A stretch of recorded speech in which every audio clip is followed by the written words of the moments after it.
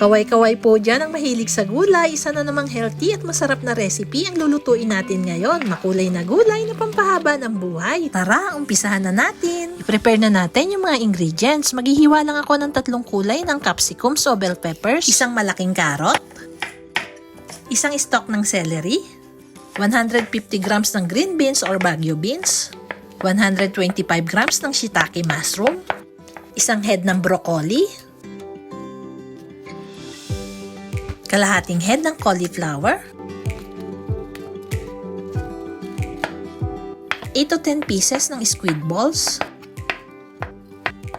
isang block ng firm tofu, hiwain lang into cubes. Alam nyo ba na ang tofu ay mayaman sa nutrients at mababa ito sa saturated fats at cholesterol. Kaya isa ito sa mga healthy pang substitute sa karne. Magsasahog din ako ng 350 grams ng chicken breast. Isa rin ito sa healthy source ng protein. Magpapainit na rin ako ng mantika. Iprito lang natin ng bahagya itong squid balls.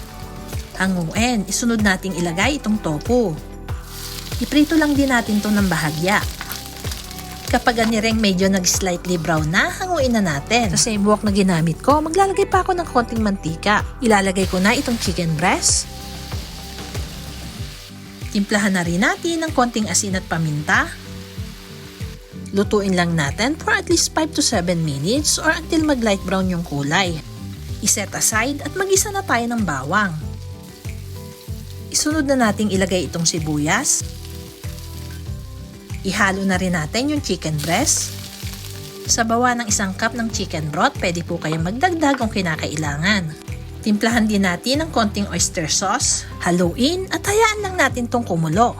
Kapag kumulo na, unahin nating ilagay itong cauliflower. Unahin natin yung gulay na medyo matagal palambutin. Isunod na ilagay ang carrot at green beans.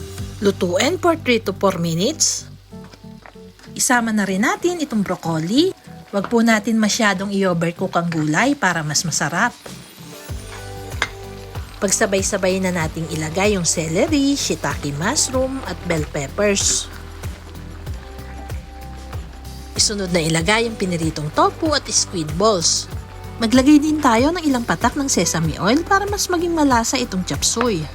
Ilagay na rin natin yung slurry o yung magpapalapot sa sauce. Ito ay 1 1/2 teaspoon ng cornstarch na tinunaw ko lang sa 2 tablespoon ng tubig. Haluin lang nating sandali at i-turn off na natin ang heat. At ilagay na sa ibabaw yung nilagang itlog ng pugo at ready to serve na itong chicken chop suey with tofu.